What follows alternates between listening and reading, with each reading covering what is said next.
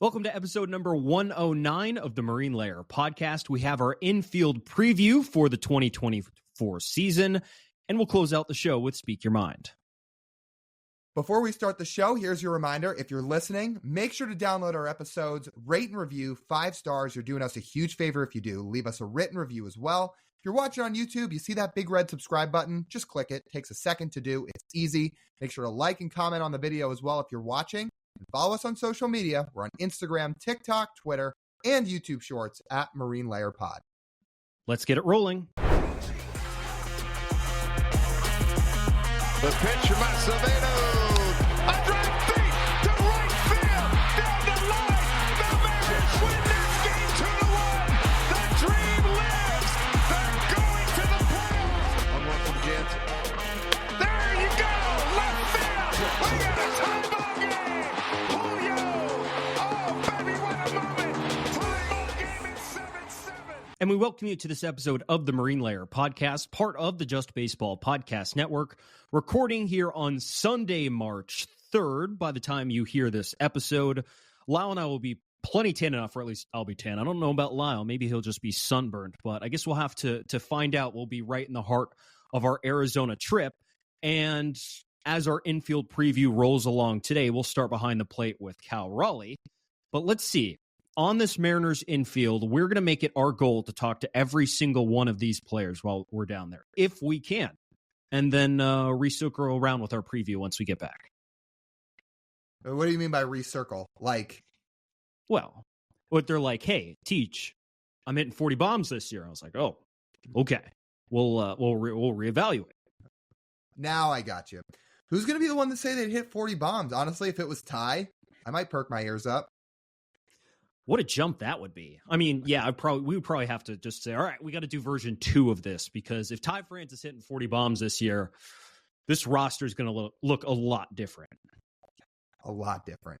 You know what? I'd be plenty happy if he hits 20 to 25 and just gets his WRC plus back up to like 125, 130. But you know what? We can dive into all of that. That'll be great. Let's start behind the plate with Cal Raleigh, the Mariners' projected starting catcher here in 2024, coming off a 2023 season where he hit .232 with a .306 on-base percentage and a .456 slugging percentage, good for a 111 WRC+, 4.7 Fangraphs wins above replacement. He walked 9.5% of the time and struck out 27.8% of the time.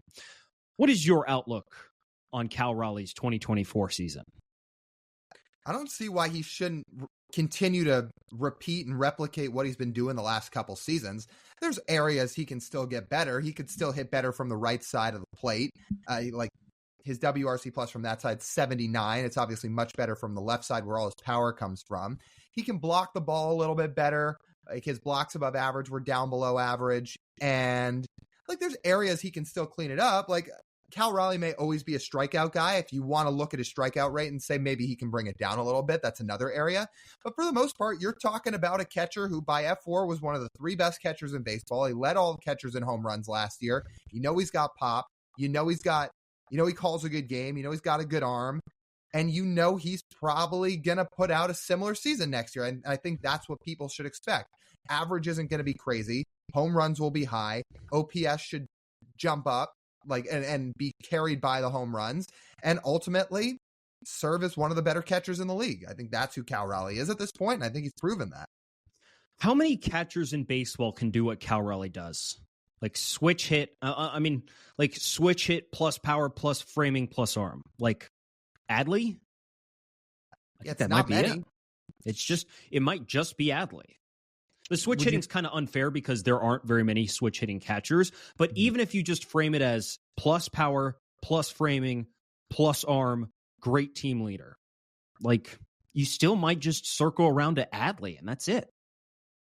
Yeah, the team leader thing certainly makes it interesting. I mean, maybe you throw Sean Murphy into there too. Potentially.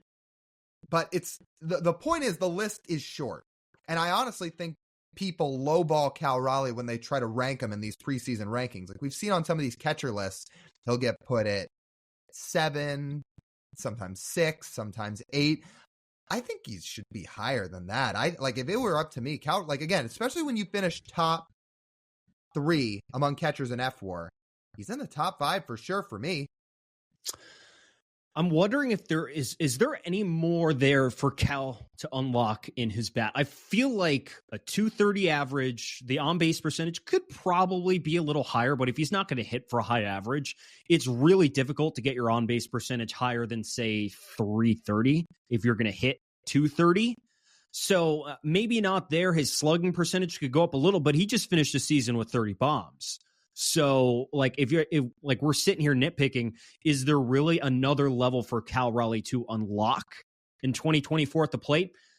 He would, like you said, probably have to take a huge step from the right side facing lefties. That would need to go up significantly for him to have a chance at it. Otherwise, even if it's only a 111, let's go right in the middle between his 2022 and 2023 campaigns, which was 120 and 111 WRC plus. And you put Cal at like a 116. I mean, that's for a catcher. That is all you can ask for at the plate. You can't ask for anything more for Cal Raleigh. And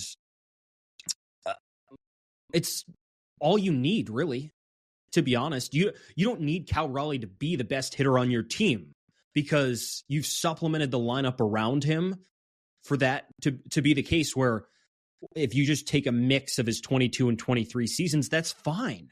You don't need anything else from Cal Raleigh. What you need from Cal Raleigh is what Scott Service needed from Cal Raleigh this offseason, where he's making his list of 6 guys he's going to go talk to this offseason and like, hey, I need you guys to help lead this clubhouse this season in the wake of financial uncertainty. And who was his first call? Who did he call first, Lyle? In terms of what? Cal Raleigh in the offseason. Who Scott was going to talk to, it was Cal he called first. Oh, that was first on the docket. In terms of who Scott talked to, yeah, like Cal. Yeah. It's funny, Cal Raleigh, when he came up, was pretty reserved, wasn't loudly spoken. Now he's one of the team leaders. He's definitively one of the team leaders, and a lot of catchers are, but some aren't. And Cal has very, very evidently stepped into that role and done so very well, might I add. So yes, like along with everything he brings to the table at the plate and behind the plate, he also brings it in the clubhouse. And there could be, as Cal goes another year into his big league career, a little bit of, I don't even know if it's like an emotional maturity thing. I mean, you don't want like a public outbreak like there was last season. Cal Raleigh, I think, had a valid reason for speaking the way he did last season. But knowing how Cal Raleigh sort of retracted his statement and how he's felt like he's sort of grown in this offseason, I don't know if he would do that again, right? I don't think he would do what he did in game 161 last year again. I would be curious to see what happens if the Mariners have a situation like they did last year, where they start playing poorly, they're falling behind the Rangers and Astros, and things are sort of boiling up and getting frustrated for some of the core guys on this roster who might still not feel like the roster is good enough. I don't know if anybody would speak out again. You'd probably see it happen internally, maybe in-house. Or sorry, you wouldn't see it. Maybe it would happen internally. But I think in that scenario, you'd see Cal either, take matters into his own hands, and either maybe there's some players-only meetings, or maybe he has discussions internally with management or front office people, whoever. But I think more than anything, if they get behind early, you're probably going to see, I don't really know, to be honest. I'm trying to think of even just think out loud here about what might happen. I don't know what would happen if they fell behind again. I'm sure Cal would probably try to motivate the guys internally, but you're right in the sense of I don't think anything would happen publicly again. No. And, maybe there might be comments off the record, but that's it. Mm-hmm. I don't think you'd do that again. I think the point as a leader is you don't let that stuff get out. You don't give yourself the opportunity to feel vulnerable. I mean, the Mariners certainly, when that came out and you saw the outcry from the fan base and everything else, you feel like the team is vulnerable at that point and not as gelled together. Because if you have someone willing to say that, whether it's intentional or not, you're demeaning other parts of your roster. And that's all part of growing into the leadership role that Cal feels like he has to occupy this season. Like, Scott Service leans on his players a lot to lead this team. So when times are tough, instead of, going and saying we need more, it's instead going to be, how do I get the most out of this roster currently? We can all have our opinions on the Mariners' spending habits. You and I have been very vocal about their spending habits on this podcast, and Cal is welcome to have those as well. But for an organization that likes good PR, it's part of Cal Raleigh's game, and I'm curious to see how he handles it this year as we go on into 2024. So exciting season for Cal. We look for the best offensively, defensively as well, and continuing to be the ultra reliable guy behind the plate. And they should extend him. That's what I'll end with. Will they? You know who his agent is? Yes. We know that it might be unlikely, but the Mariners should do whatever it takes to keep that guy around because clearly he wants to win. Clearly he likes the organization. Yeah. And it sounds like he wants to be here too. And last I checked, I think Scott's lacking a little cash. He turned down some huge paydays this offseason for his clients, and instead is going to get left with like 30% of what he was asking for. I think he might need a long-term extension to sort of refill the coffers a little bit. Oh, that sounds great. You got a catcher in Seattle that wants to be in his organization that he came up with. So there's a match made in heaven. Speaking of a match made in heaven, the Mariners' first baseman seems to have found a match made in heaven with his offseason program over at Driveline this winter. That's Ty France. He finished 2023 with a bit of a disappointing year. The numbers sat at .250 batting average with 12 home runs, 58 runs batted in, 703 OPS, 104 WRC plus, and just a half an F-WAR, 0.5. So, Ty took matters into his own hands. He followed his buddy J.P. Crawford to Driveline this winter. The results seem to be very, very positive. Early on, he's shown some of it in spring training. And what he can do in 2024 is kind of unknown. There's this balance of, okay, the last year and a half, Ty France has had his major struggles. So the second half of 22 after the injury and a lot of 2023. But there's also the side of, well, we saw it work for JP. Can this work for Ty France where he just pops off? And I certainly think there's a world where he can. In fact, if I had to pick one side or the other, I think he will bounce back. But we also know that simply going to Driveline doesn't just magically work for every single player. It depends on the player, and it depends on how they adjust everything they've learned to real games when the season starts. So there's a lot to unpack with Ty France, but I think the general consensus is obviously the Mariners need him to be better than he was in 23. And there's a lot of spaces they need him to be better. I mean, you can say, yeah, he needs to be flat out better, but I mean, first of all, it's keeping his physique throughout the season. There's been some rave reports throughout camp of how in shape he is, how he feels a little bit faster, how he feels more athletic, and that he says he's open to playing both first and third base, and that he physically feels like he can do it opposed to last season where he only played first base. So there's that. There's the staying healthy, not getting hit by a pitch, not having like a ball go off his wrist and have him affect an entire half season of his. There's that.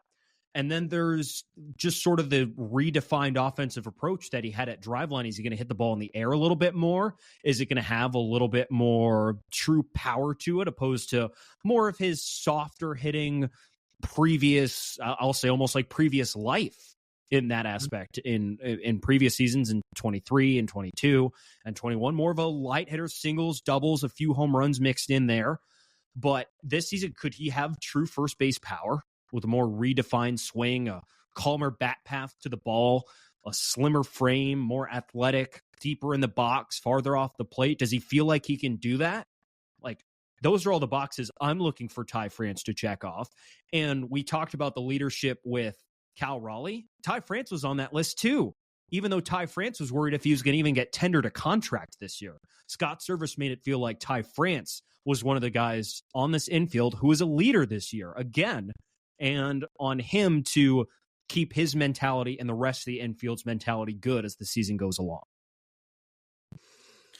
What is a realistic expectation for Ty France this year? I was going to say, as you turned your light on, you're starting to get a little bit dark in there for those. Just a little bit. Now I have this nice beam behind us, but that's fine. We'll make it work. What do you think a realistic expectation is for Ty? I do think the power is going to go up, and they're talking about he's pulling the ball more. But what do we think? Probably not 40, 25. I'd like to see 25. Mm-hmm. Like, just let's do a marginal jump. Let's not say Ty France is going to double his home run total. Now, if he does like a JP Crawford 30 points of WRC plus higher than his previous career high, then maybe we could talk about 40 because then we'd be in the 160 range. But Right. I'm going to say a nice marginal improvement for Ty France would be back to his previous career high of a 129 WRC plus and 25 bombs. Is it odd at all that, first off, I think that's about right. And now that he's pulling the ball more and seemingly hitting it with a little more authority, it does seem like a real possibility.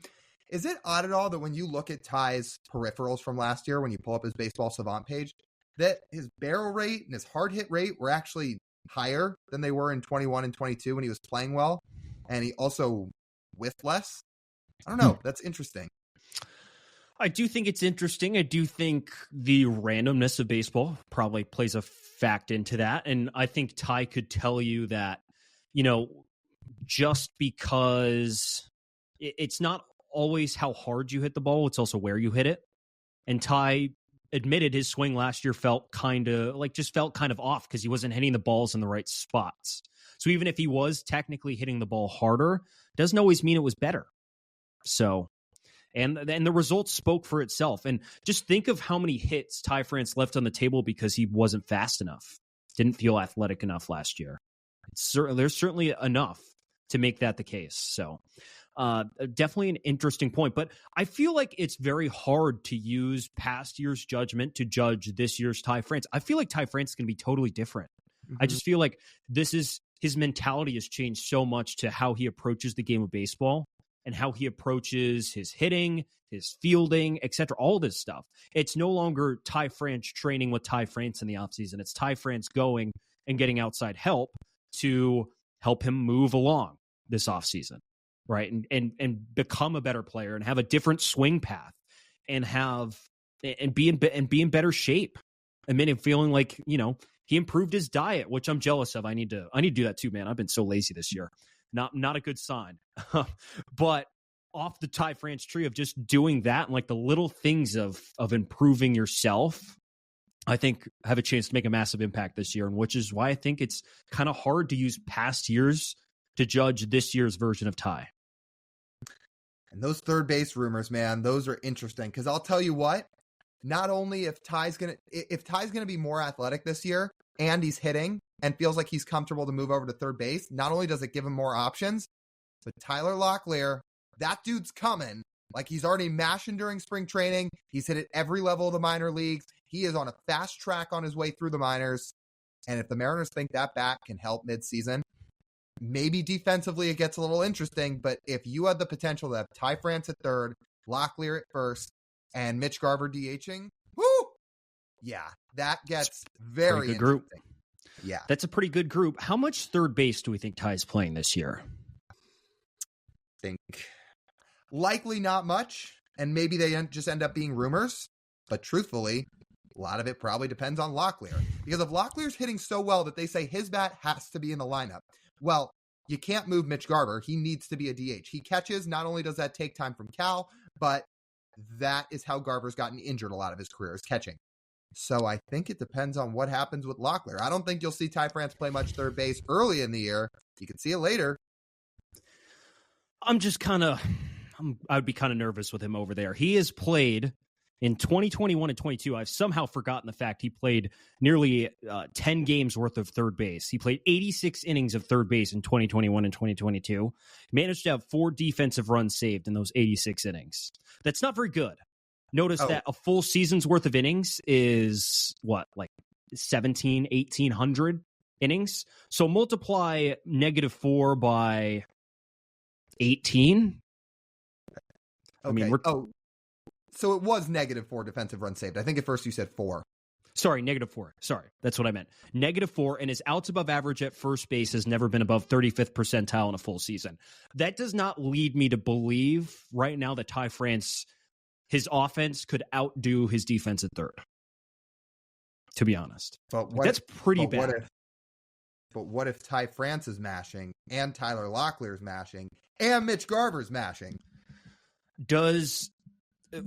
For having like 5th percentile defense over there at third base and the effect it has on your pitcher, does that outweigh it?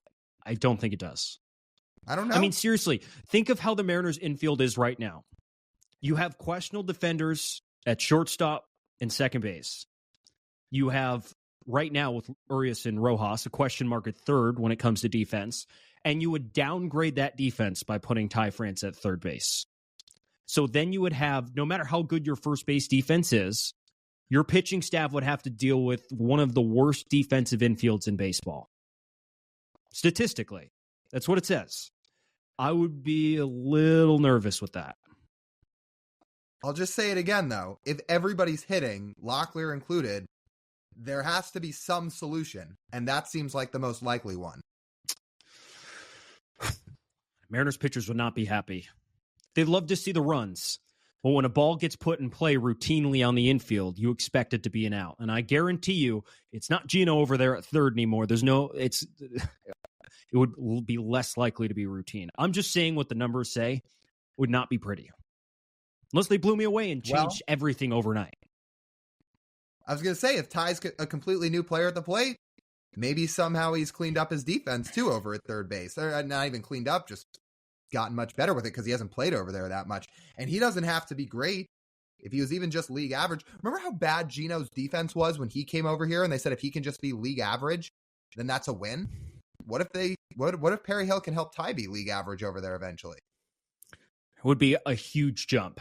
A huge jump. But at least Gino was an infielder on the left side in a previous life. Ty France is not. Oh, that is true. Well, he was a third baseman at one point. He played other positions, but... Well, there's a reason he didn't come over to the Mariners as a third baseman. No, he did come over as a third baseman. He was a first/second baseman. I think he was all three. He played everything in the minors with the Padres. I think primarily in the minors with the Padres, Ty played third. But it would be a jump for him to get back to that. That being said, Tyler Locklear's not making the team out of camp. It's going to be a bit till he get called up anyway. So for now, obviously, Ty France will be playing first base. And more than anything, I think we're pretty excited to see what he can look like in 2024 at the plate. So I concur. Let's get to the next position on this Mariners infield. Let's go to second base. Jorge Polanco, acquired in a trade from the Minnesota Twins. In 2023, he played nearly exactly half of the season. A 255, 335, 454 slash line, 118 WRC plus in 80 games, 1.5 Fangraphs wins above replacement, a walk rate of 10.5%, and a strikeout rate of 25.7%. Is this the best second baseman, Lyle, the Mariners have had since Robinson Cano? It feels like an easy yes. I'd say it's definitively yes. Jorge Polanco, in his last 4 full seasons, has put up a WRC plus of 118 or better. That's consistency. He didn't have a great year in 2020, but again, I kind of throw that year out the window for any good players who had down years because it was such a fluky year. Jorge Polanco is absolutely the best offensive second baseman this team has had since Robinson Cano. And there's some things he does very well. Like, he can hit for some power. He hits fastballs and changeups particularly well when you look at the breakdown pitch by pitch of what he mashes versus what he doesn't. But the guy has to stay on the field. That is the key. Played 80 games last year. We know this is a cloud hanging over the head of the Mariners this year. Is this team going to be really good if guys stay healthy?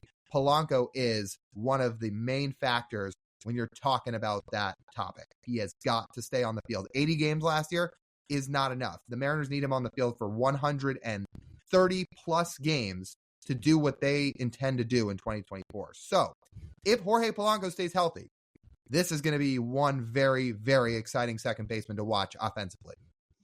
On our Wednesday mailbag show, I chose Jorge Polanco as the Mariners' most valuable hitter after Julio. Do you want to know why that is, Lyle? I played a fun exercise when I was prepping for this. I went back and I looked at the last 5 seasons of Mariners' second base production. Cover your ears. If there are children around, I don't think they want to hear these numbers. OPS by year at second base. 2019, 697. 2020, 604. 2021, 653. 2022, 607. 2023, 607 OPS. I mean, my God.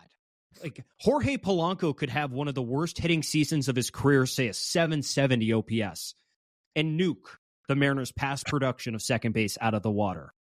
I mean, that is that's the level of upgrade we're talking about with Jorge Polanco, someone who has the potential to have plus power. He has a 30 homer season in his career. He can walk over 10% of the time. And at his peak, he doesn't strike out that much. I have a feeling his strikeout rate last year was due to the fact he was never fully healthy when he was playing last year. He dealt with hamstring issues. He dealt with knee issues.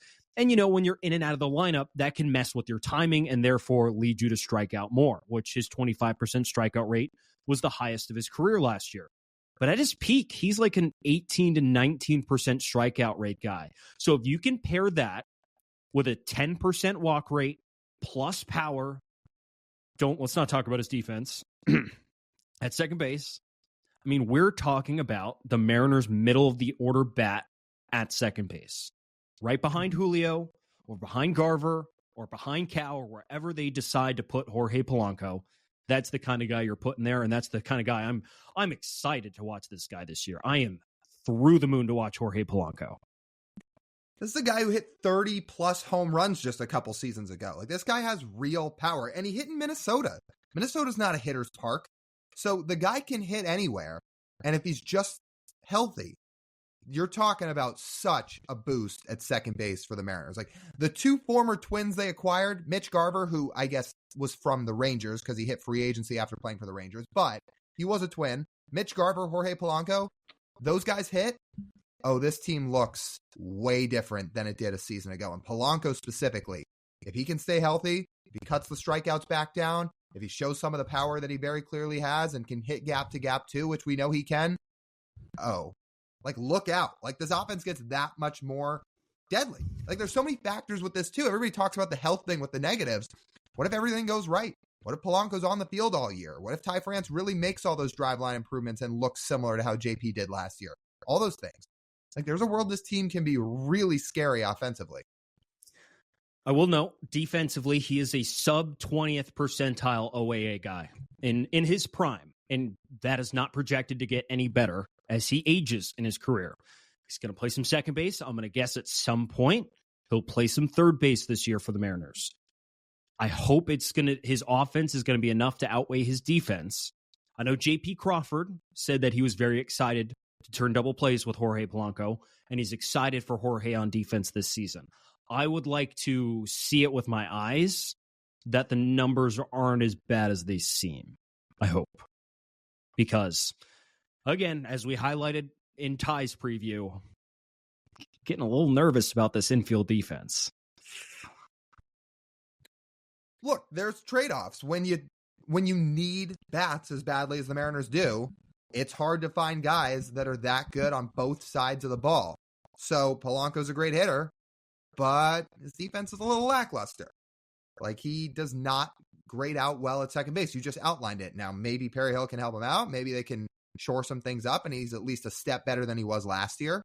But on the flip side of that, he was much better, at least arm-wise, than Colton Wong was. Colton Wong didn't have much of an arm over at second base, which I didn't think would really matter for playing the position. But then seeing when you really grade out that poorly with your arm strength, it can play a factor. Polanco's not that. Now, he may not have great range, but he can turn double plays that need to be turned. So that is a plus. It's a start. It is a start. Polo's going to be fun. He's going to be a blast to watch. Yeah, I cannot wait. Before we get to our next position, let's take a quick pause and talk to you guys about our friends over at Pagach's Pub 85 over in Kirkland. The season coming up, spring training games going on, regular season just a few weeks away. You need a spot to go watch the games? Head over there.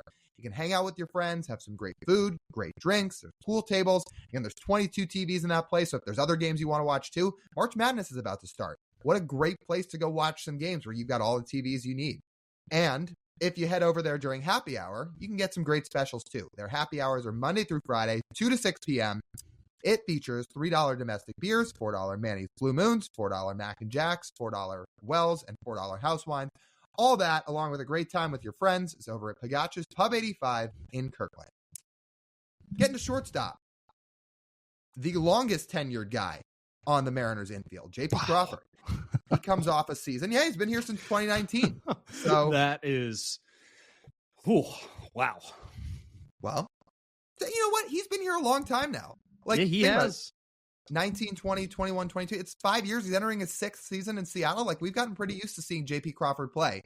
And last year, man, did he put it all together. Offensively, it was his best season by far. He hit 266, 19 home runs. He had an 818 OPS. That was a career high. A 134 WRC plus. That was certainly a career high. And just a hair shy of 5 wins above replacement. What a revelation JP Crawford was last year. Not only does he still walk a lot, he doesn't strike out. He is everything you could ask for in a leadoff hitter for a competitive ball club. Does he have any more in the tank offensively? Is there another level for JP Crawford to unlock? Like, I'm trying to think, because his home run to fly ball rate was about 12.5% last year. That's not terribly above league average, which is about 10%. Is there a way he can get some more, like, is there more home run power in that bat? Is he going to hit for a higher average? He's probably not going to walk more than 14% of the time. Again, it's like, that's a really high number for him. But are there other areas that JP Crawford can unlock offensively? Because this dude turned from a guy who the Mariners would tuck away at the end of their lineup to give a good at bat in the end of the game to he's your second best hitter behind Julio. And I think it's a little unfair to expect JP to repeat his, which I would guess is about a 95th at least percentile offensive season for him in 2023. But can he get back to about 90th? Can he do that again? Can he repeat his success and stay at the top of that lineup and be the catalyst? Like, can we get the outlier season from JP Crawford again with the MVP season from Julio, with a healthy Mitch Garver season, with a healthy Jorge Polanco season, with a Volcal Raleigh season, with a turned around Ty France season? I mean, can we please get that? Can we please, as a Mariner fan, I'm asking, can we please get that? Yeah. With a Dom Canzone breakout, with Luke Raley continuing his success from last year, like all of it. Like if everybody clicks, there's no weak spots in the lineup. There is a real world. There are no weak spots in this lineup this year. And if you want to talk about JP, look, even if he doesn't WRC plus 134 again, there's no reason he can't be in the 120s. If he's got a 120 WRC plus, has a 10 or 11% walk rate, OPS is still above 800, that's your leadoff hitter. And if he hits 15 home runs instead of closer to 20, that's still absolutely your leadoff hitter, and a really good one at that.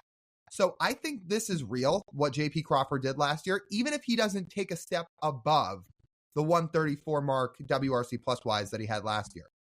This is real. I fully believe that what JP Crawford did last year is in some form or another here to stay at the plate. And that is such a difference for the Mariners. If JP had not done what he had done last year, not only would the Mariners have a lot more questions going into this season, they wouldn't have even been in the race to make the playoffs last season, because they really, at points of last year, did not have much consistent offensive production of anybody besides JP Crawford. He was the constant in that lineup. He was the consistent bat. And I think he's going to do it again this year. Not only that, and we know Julio finished 4th in MVP last year. JP was the most valuable hitter on the team last year. Period. So, and there are some numbers that Luke Arkins, who's a great follow on Mariners Twitter, laid out why he thinks JP can continue his success in 2024. Luke pointed out, like, his barrel rate and hard hit rate were way up. I mean, those are numbers that are consistent with success. And barrels means you're putting the ball in the air. And that's a good point. JP nearly doubled his average launch angle last year. And hitting the ball in the air more leads to more success. JP Crawford had a problem with putting too many balls on the ground and too much weak contact. He started hitting the ball harder, and he started hitting it in the air more, while especially utilizing his pull power. If those are all traits that trickle over to 2024, I mean, we can expect a better season. Not a better season, a good season, another season like the one he just had, and not one that is representative of the past seasons of JP Crawford. The question is there anything left in the tank defensively? Can he find a way to play some better defense than he did last season, which he ranked in the 5th percentile, outs above average. He had a lot of trouble going to his right in the hole at short. Is there a way JP can like get back up to league average?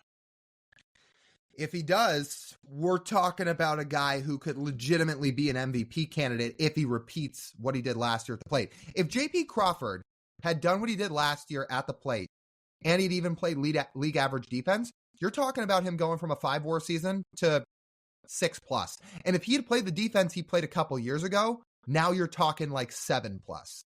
So I don't know if he's going to return to his Gold Glove form or what he was in 2021 also, but even just getting back to the league average range or slightly above it makes such a difference. I mean, you've talked about you're worried about this infield defense.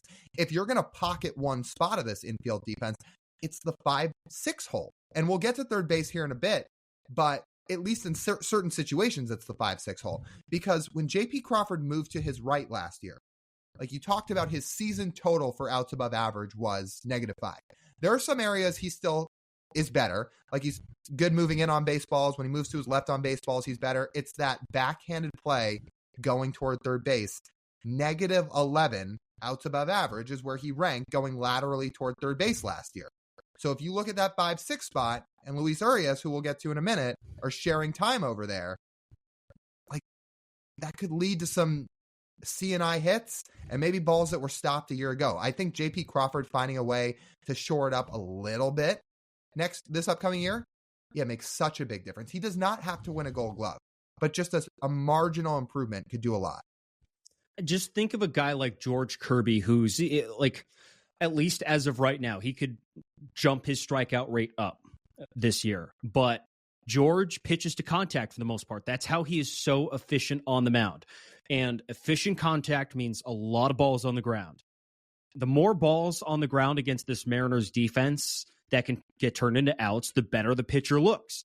But if every marginally tough ball on the infield, especially to the pull side for a right-hand hitter who represent 70% of the hitters in Major League Baseball, if 5% of those start going for hits instead of our outs, like that's a problem.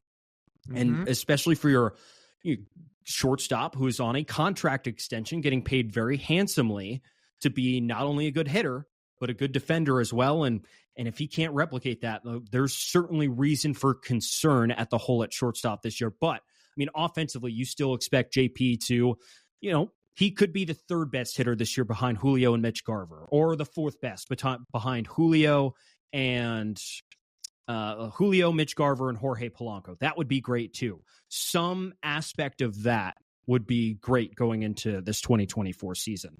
Now, if we shift over to third base, Lyle, this is where the concerns start. I want to start with Josh Rojas at third base. Got traded to the Mariners at the trade deadline, coming off a season where he hit .245, .303, .338, 1.1 Fangraphs wins above replacement, striking out 23% of the time and walking 7.5% of the time. Can he get back to the nearly 3-win player he was in Arizona a season prior? In 2022, that was. I think he showed some flashes of it once he got to Seattle, because his numbers as a whole last year weren't great. His numbers when he got to Seattle were a lot better. He hit .272 with a .721 OPS. He also thrived in the month of August where he hit .288. He saw a little bit of it last year. The change of scenery seemed to do him some good. And the fact that along with Rojas being the 3-win player that he was in 22, he's a good defender. Like, so the Urias part of it we'll get to in a minute, but the Josh Rojas part of this, like he put up 6 outs above average last year. And I know he played a lot of second base last year, but third base is more his natural spot where he spent a little bit more time. So if you have Rojas over at third base, I think you feel a little more secure about what you're getting defensively from the hot corner. And Josh Rojas is not going to hit 30 bombs. That's not what he's here to do, frankly. But if he can play some good defense, the on base is good. He's a real lineup flipper out of the 9 spot, where he proves to be a guy that can get on base a lot, drive in a few runs, and play good defense. I think he can be a 3-win player. Even if it's not 3 exactly, he can be a 2-win player, which is very valuable, especially in a platoon. So, yes, I think Josh Rojas has the chance to turn it around. I think you saw him start to turn it around last year. You just have to see it continue. I'm very curious how he's going to look in a platoon, because last year his platoon splits were dead even. Like down the middle, 83 WRC plus each side. He is slightly better against right-hand throwers for his career, but it's not like Luis Urias, who's actually a platoon bat, who has done significantly better against lefties in his career than he has against righties. Rojas, there's not that much of an advantage, and I'm hoping that there's still enough there offensively for him to do well with, even when he's not like a true platoon bat in that case. So that's I'm not expecting an all-world offensive season from Josh Rojas. I think you and I just talked about the biggest thing we want to see from Josh Rojas is to get on base at the bottom of the lineup. He doesn't need to hit for a ton of power, doesn't need to hit for a high average, but can he get back to his career walk rate of like over 10%? Can he do that? Because every season in his career prior to last, he was over 10%. And having that 10% walk rate out of the 9-hole means you're going to have a 10% in the 9-hole, and then you're going to have like let's say 10% for JP. We'll go nice middle ground. 10% for JP. Then you got Julio, Polanco, Cal, Garver, those guys all right after them. And that gives a lot of RBI and run scoring opportunities. That's the most important part here for Josh Rojas. He's got to score some runs for the guys hitting behind him. The walk rate's going to be huge. And that played a major factor into his difference in offensive production between 22 and 23. Again, I don't think people should just forget what he did here in Seattle last year once he got traded over. I think that makes a difference. He was a good player last year. Legitimately, he was a good player that hit out of the 9 spot and did his job. So if he's dead even, platoon splits wise, I don't really think it matters which side of the plate he hits against. You're just trying to help Urias out in that way. And again, if he plays good defense and he gets on base, that's the key. But again, that walk rate jumping up for Rojas will be what to watch in 2024. Because if he can get it back up, that's a big difference. Again, you talk about a lineup flipper. He was already kind of doing it last year once he got to Seattle out of the 9 spot. But if he starts to walk a lot again, it makes him that much more impactful. And let's just remind people what the best version of Josh Rojas was like in 2022. He had a 110 WRC plus at the plate, walked over 10% of the time, struck out under 20% of the time. He played about 80% of his time at third base. That is the player the Mariners are looking for this year. Third baseman, not striking out a ton, walking a decent amount, 10% better than league average at the plate. His defense for his career at third base is below average. It's -5 defensive runs saved, but league average is what the Mariners hope for. Because if he was a league average DRS guy at third base, he'd be the best defender on this infield this year, as of right now. It is funny how different this defense looks all of a sudden, because that was one of the Mariners' strengths for a while, and now that is one of their question marks. And it may ultimately get resolved, and I hope it does, but it is something to watch. Now, the other side of this platoon, you've got Luis Urias, who is in major need of a bounce back year. The guy hit 194 last year, 3 home runs, 636 OPS, 83 WRC plus, -0.1 Fangraphs WAR. I think I was a little higher on a Luis Urias bounce back than I was about 2 weeks ago than I am right now. But the fact he can't throw the ball and reportedly isn't in the greatest shape, it's a little worrisome. We talked about that. So as of this week, he was lightly throwing the ball across the infield, which is a start. It's still a question if he's going to be on the opening day roster, which, again, if he can't even be on the opening day roster, then people are saying, like, is there a point of bringing him back at all? He has hit okay in spring training in a small sample size so far at DH. And he does have a tiny bit more upside in the bat than Josh Rojas does. He has a more clear platoon split than Josh Rojas does. He's over 10% above league average against left-handed pitchers, which is good. But the question is, he's not a great defender. There have been now 2 teams that have let him go with options remaining as a former top prospect with the ability to keep him in their organization, and they decided to get rid of him anyways. What are the Mariners going to find something this year? Is he going to prove to them he belongs in the big leagues and doesn't deserve to get cut? Is he going to be able to not just have a disastrous season at the plate again? The Mariners can't have 2 third basemen slug under 400 this year, because that's what both of these guys did last year. You can't have that again. Third basemen need to pick up their weight when it comes to hitting. And if Luis Urias can't do that, he's you and I think probably the first guy off this roster, if that's the case, this season. Probably the most replaceable guy, especially when you have a couple infielders down there. In our mailbag, we talked about Cole Young, Tyler Locklear could come up, Ryan Bliss could come up. Like, all these guys have the opportunity to come up and get some time on the infield if Luis Urias can't do what he did in 21 and 22 at the plate. So there's a lot of question marks surrounding this guy, and we're going to have to see as he gets healthy and as he gets more playing time. So you sound kind of nervous about third base, and I heard a lot of defensive questions in there, but you were also nervous about Ty France playing third base defense. So it sounds like to me, if we get to this point, Locklear gets up, you take the bat. Well, I guess you got a solid point there. Well, I guess if we reach that point where it's just an ultimate Colton Wong level performance at third base, then pretty much anything else at third base would suffice.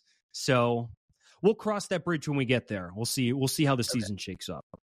Okay. And again, for the record, no matter what the role Josh Rojas plays, whether it is strictly a third baseman, whether he starts being an infield platoon guy, I think he's absolutely going to have a role on the team.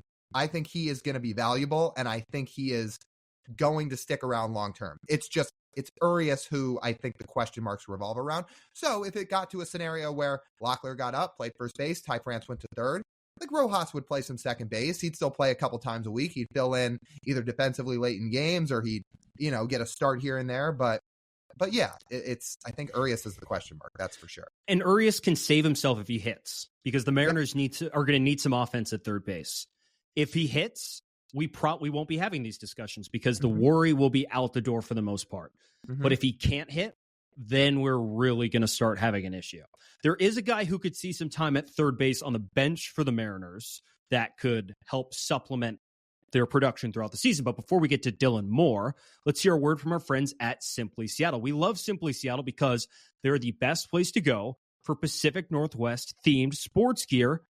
Online, go to simplyseattle.com, and you can use our code Marine15 for 15% off at checkout. They have all the best Huskies gear, Seahawks gear, Sonics, Kraken, Mariners, anything you could want in the Pacific Northwest. They have you covered at simplyseattle.com. Use our code Marine15 for 15% off your order. Well, Dylan Moore is going to get to occupy his true role this year. He's going to be off the bench. He's going to be a true utility guy on the infield and the outfield this season. He's coming off a bit of a down season in 2023 compared to his best season of his career in 2022.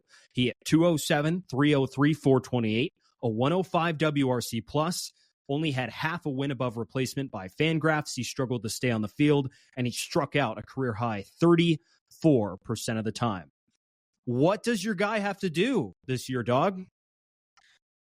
Well, first off, he's healthy and in camp. That was such a problem last year. Again, go look at the at-bats Dylan Moore had when they sent him out on a rehab assignment. It was sped up. He went out, got a few at-bats. He had a setback, so he had to go through some more rehab process again. Then once he got close to playing games, they kind of sped up his at-bats again. And he didn't have a full spring. In fact, he had no spring last year, and he didn't have a whole lot of at-bats to get acclimated. Now, he's healthy. He's getting at-bats. I think that's the biggest key point here. He is fully healthy and taking part in big league spring training. That's number one. But yes, he cannot strike out that much. He's got to find his power stroke again. We know he can hit lefties when he's at his best. But I think the health factor is going to be such a key. Now, if Dylan Moore comes out and has struggles again in 2024, despite being healthy, we might have some different things to look at. But I genuinely think missing all of spring last year made a big difference, and in not a good way. I'm sure it did, and he probably was guessing more at the plate. I did have some concern, though, along those lines on see if he corrects himself a little bit this year. He chased 11% more pitches outside the zone last year than he did the year before. And Demo's a guy who's supposed to have a pretty good idea of the strike zone. He's supposed to walk at a decent clip and understand his strike zone and his power profile. But if he's not doing that, again, for a second consecutive season, then we're going to have some trouble, because he was chasing more, he was making less contact on those pitches, and he overall, because of that, was a less productive offensive player. And the Mariners, some of those signs, some of those chase signs and the down contact numbers, sometimes that relates to aging. If Dylan Moore is aging poorly, him just into his 30s, like that's an issue. And the Mariners would then think about someone after coming off a season where they struck out too much, can't have a guy on their bench striking out 35% of the time without the really top of the line power. So it's interesting. This season is big for Dylan Moore and his future on the Mariners after this season, I think. For sure. If you're not performing in your role as a utility player, there are other utility players that you can find. However, as the reason I am such a big Dylan Moore guy, when he is at his best, he is a perfect utility player because he legitimately does everything. He draws walks, has power, steals, plays all these different positions. So let's see what the health does for him this year. I agree that he cannot chase that many pitches again. I agree that he's got to zone in his plate approach a little bit more like he was doing in seasons prior. But he can play a real role on this team when he's at his best. Now, his role is going to look a little different this year because I think we're going to see him play a lot more infield than outfield. At least that's how it seems for now.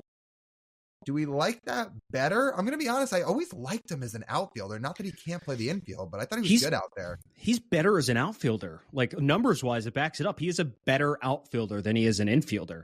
The problem is you now have, like we mentioned in our mailbag, that he's probably the backup center fielder to Julio Rodriguez. But at this point in the corners, they're pretty set on corner outfielders. They don't Demo's best spot is left field, I will say, like in the outfield. That's his best defensive spot. But the Mariners have multiple guys who can occupy left field this season. So they don't need Demo out there unless it's an emergency. They need him more on the infield, which are his worst spots. He's a pretty bad defender at short for his career. It's not much better at second base, and certainly not much better at third base either. So it might not be his best spot defensively, but where his bat fits in, that's probably what you're going to have to end up with. Mm-hmm. Yeah, so look, ultimately, I'm sure he'll still play some outfield, but you'll probably see him more on the infield this year, and hopefully he gets back to the Dylan Moore he was in 2022, because in 2022, he was a 126 WRC plus guy. This is what I mean. When Dylan Moore's at his best, he's very good. And to have that type of guy as a bench bat, it's good stuff. Last guy, very quickly, before we get to speak your mind, I figured we should at least throw in a word or two about Seby Zavala. I know we got off from the catchers for a little bit, but as we're looking at the bench players, obviously he's probably going to see playing time once a week, maybe twice a week, because Cal Raleigh takes such a load of the catching. But because he's a good defender, at least in the past, he's put up some offensive production. If they can get him back to even, an 85, 90 WRC plus guy, it might give Cal the ability to get some more days off this year and stay a little healthier and get less dinged up. Especially because, again, Zavala is a good defender. So if you need him late in games, he can do that. One of the things I really hated when over the last couple of years is when they would, on a Cal's off day, they'd have to pull him off the bench to hit. I really hope that the lineup depth around Seby Zavala and just around this roster overall is enough that Cal Raleigh actually gets full days off. We can't keep pulling Cal Raleigh into the lineup on his off days to have him hit in a big spot, because you know what?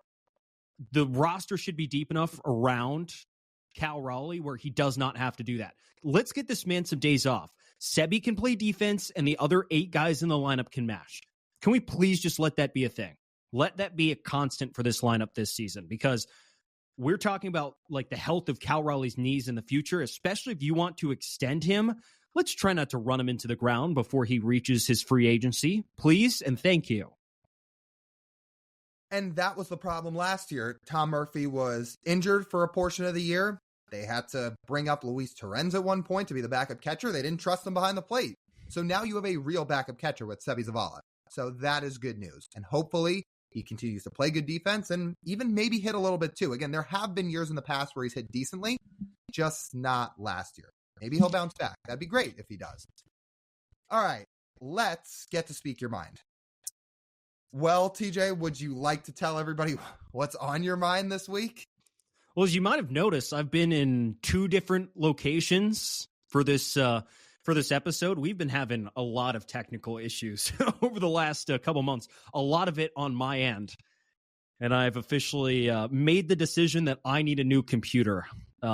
Sucks. I hate that's a lot of money to dish out, but I'm actually kind of excited to get a new laptop. Like, I love my laptop. I've done a whole lot on this laptop. This was my graduation present from college. It has served me well, but the hardware limitations have finally caught up with us and has led to some very long episodes, not in actual length recorded, but length sat here and actually tried to get through the whole recording itself.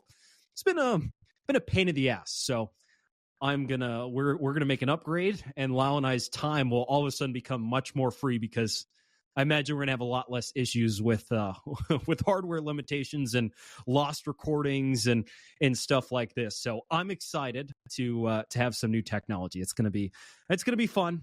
And yeah, but try not to get too sentimental over this this quote unquote old thing that's only actually barely 3 years old.